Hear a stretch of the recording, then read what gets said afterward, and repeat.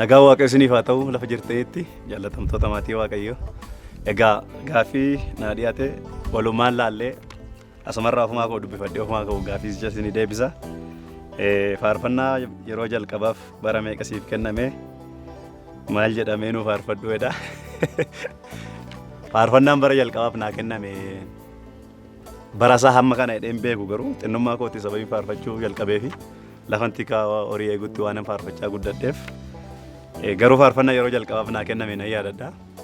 Innis annaaf faarfadhaa ilil jedhee waaqa koo annaaf faarfadhaa ilil jedhee waaqa koo irraan deddeemaa gadi qabee diina koo ololaaf jedhee atolfaadhu waaqa koo isa jedhudha.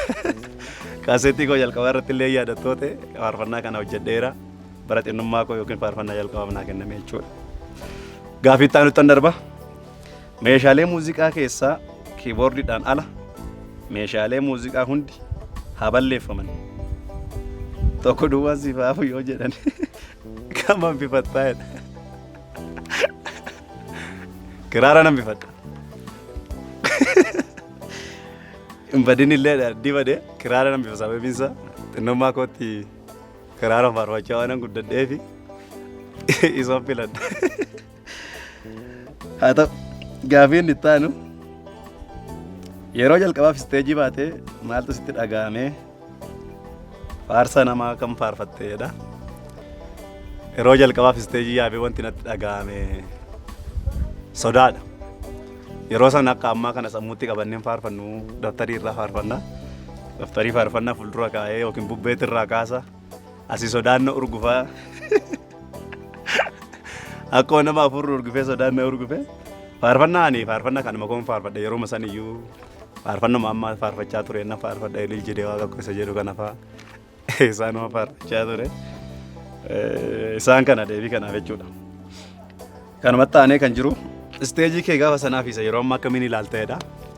Isteejii koo yeroo saniif isa ammaa gaanaa fi hundumtuu waltajjii Waaqayyooti. Garaagarummaan qabu garuu yeroo san xinnummaa koo waan faarfachaa turee fi sodaanis jira namni iddoo namaa kennuu dhiisuun jira.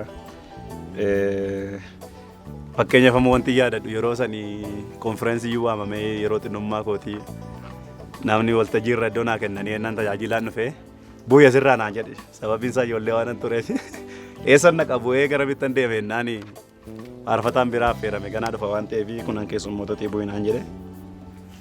Anoo didee mana tumeenni kana na loluu waltajjii tachifee faarfannaa jalqabee isa booddee afaan qabatee hafee jechuudha namni sun.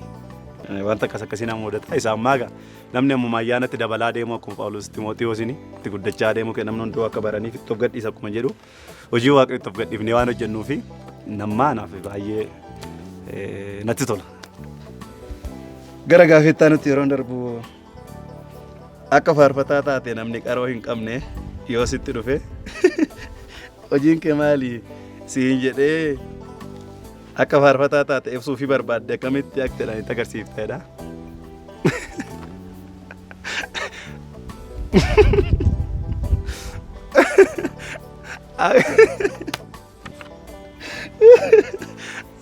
Aktiidhaan agarsiisan beeku garuu akkamatti itti agarsiisa.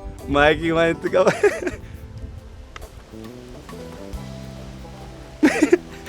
Yeroo itti agarsiisa. Baay'ee nama ajaa'iba. Gaaffii sattaan albeemiin kee amma lakkoofsa meeqaffaadha? Egaa namoonni baay'een faarfannaa koo isaa maali reenni na yaaddeessu jedhu isa uwwee jechuudhaa fi sabii banamaadhaan beeku malee faarfannaa isa duraa kan hojjechaa ture namoonni baay'een hin beekani. An jalqaba kuni anaa fi albeema sadaffaadha. Inna nama hojjechaa jiru. Asumaan iyyuu si yaadachiisuun barbaada. Maatii Waaqayyoo lafa jirtanitti Waaqayyoon gargaaree albeemii koo lakkoofsa sadaffaa sanbata akka sa'aatii yookiin immoo sa'aatii booddee sa'aatii 8 irraa eegalee waldaa guutuu wangeelaa moobiliitti waan eebbifamuuf warri teessanii carraa kana dhaggeeffachaa jirtan asumaan illee waamicha isinii godha. Qabiyyeen isaa amma maali faarsaa meeqa of keessaa qabaadha. Albeemii kun lakkoofsa yookiin immoo faarfannaa lakkoofsa 10 of keessaa qaba. Jechuun faarfannaa tokko faarfannaa 10 albeemii guutummaa isaa qabiyyeen isaa faarfannaa giddu galeessi isaa Kiristoos kan irratti hundeeffamedha. Sababiin isaa giddu galeessi faarfannaa keenya Kiristoos waan ta'eef faarfannaa gosa garaagaraa qaba. Istaayilii kan Shawaa jira, kan Wallaggaa jira, Walloon jira, faarfannaa garaagaraa waan hojjetameef achi keessatti argattu isa kana sinuma fanniisa jechuudha. Gaafin itti aanu jireenya kee ijoollummaa hamma har'aatti mata duree itti godhi yoo jedhamte mata duree isaa maal jettedha? Irraan deebi'a kun namaaf gaafidha. Jireenya kee ijoollummaa hamma har'aatti mata duree itti godhi yoo jedhamte mata duree isaa maal jettedha? Maal jedha?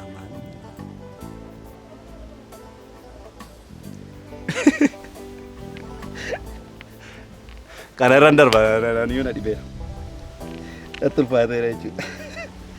Jireenya kee ijoollummaa hamma har'aatti mata duree itti godhi yoo jedhamte mata duree isaa maal jetta? Kiristoos man jedha maaliin jedhan?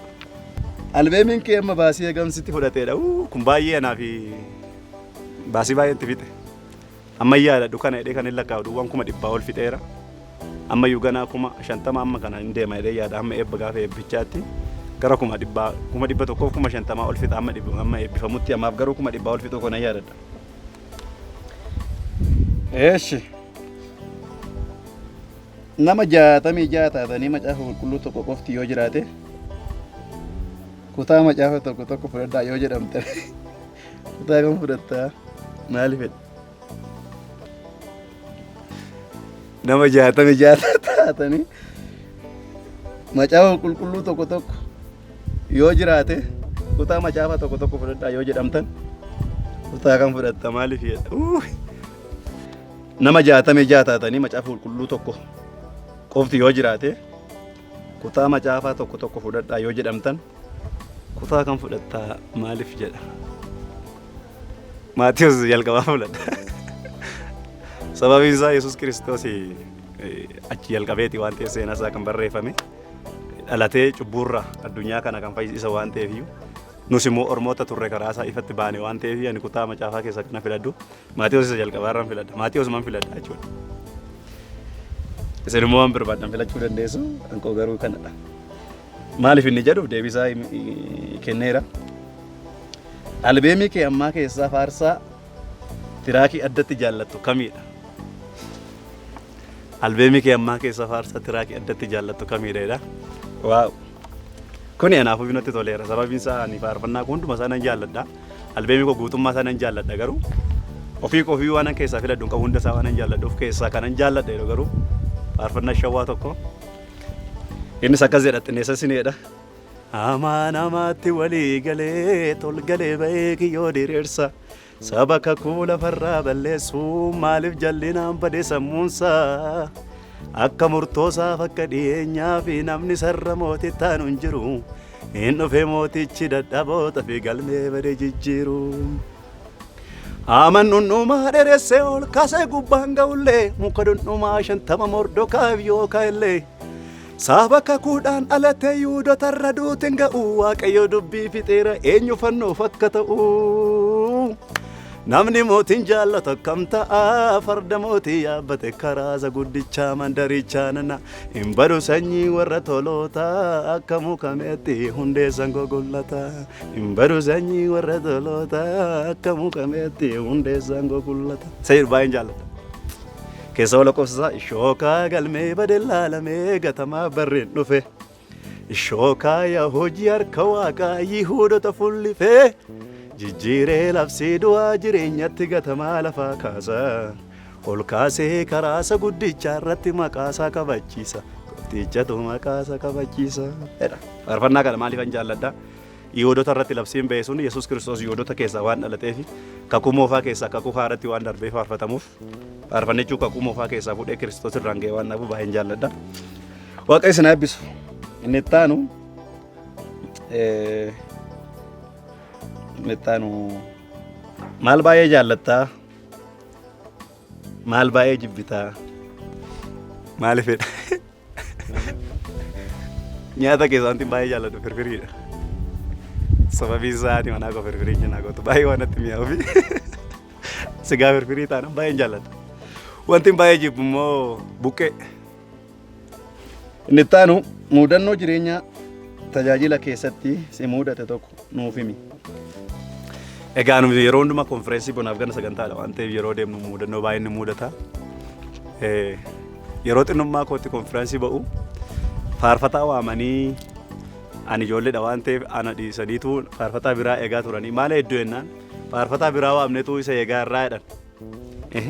Awwaamtadha miti jennaan lakkii faarfataa Abiraam jedhamu tokko waamnee nuni fuula isaas hin beeknu nama nutti mee isa eegaa irraa jedhanii jennaani kottaa kaanii isin barbaadda sun anuma jedheeni. Duukaa sagantii jedha kee jechuudha. Isaan ijoollee se'aniitti boorsaa taayilaas tokko natti kennanii tokko asittan baadhaan koo kan isaa asittan baadhaa boorsaa lama baadheeni. Lafa sagantaatti qajeela mudannoon baay'een hin irraanfanne keessa tokko isa kanaadha. Gaafiin itti aanuu fi albeemii kee akkamitti eebbisiisuuf yaadde yoomi eessatti? Waaw! Kun gaafiin baay'ee eegaa turedha. Albeemii koo keessatti eebbisiisuuf yaadde yoomi eessatti gaafii sadiidha kun.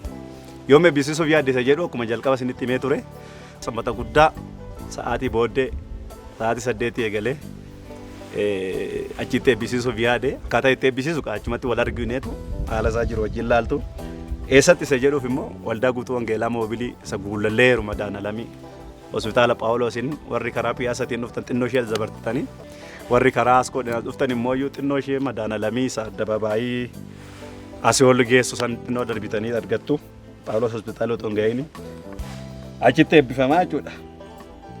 Kanaaf hundumti keessanii irratti akka argamtan asumaan ammallee dabalee si yaadachiisuun barbaada. Waaqayyo isin eebbisu. Inni itti aanu qubee caa qofa fayyadamiiti faarfannaa keessa samii banamaa jedhu buufata isaa faarfadhu. Maariyaam.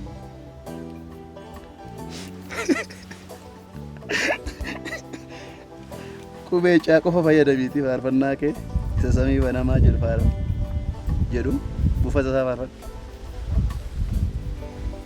Camii canamaa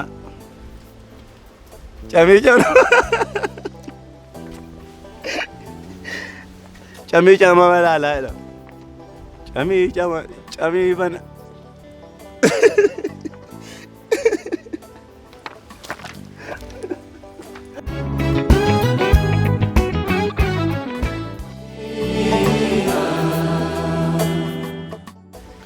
qubee caa qofa fayyadamiiti faarfannaa keessa samii banamaa jedhu buufata isaa faarfadhu jedhan. Qubee caa qofa fayyadamiiti faarfannaa keessa samii banamaa jedhu faarfadhu.